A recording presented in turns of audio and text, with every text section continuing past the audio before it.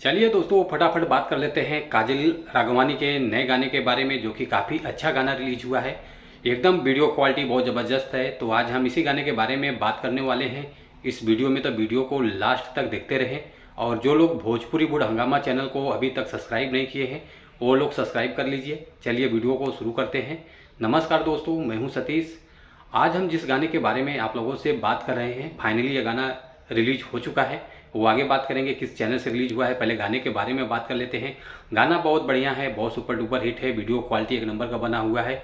और गाने का बोल मैं आप लोगों को बता देता हूँ। सखी सहेली के शादी हो गई, जो कि इस गाने को गाए हैं सुमित सिंह चंद्रवंशी जी और शिल्पी राज जी, जो कि ये गाना डुएट सॉन्ग है। काफ़ी अच्छा गाना है।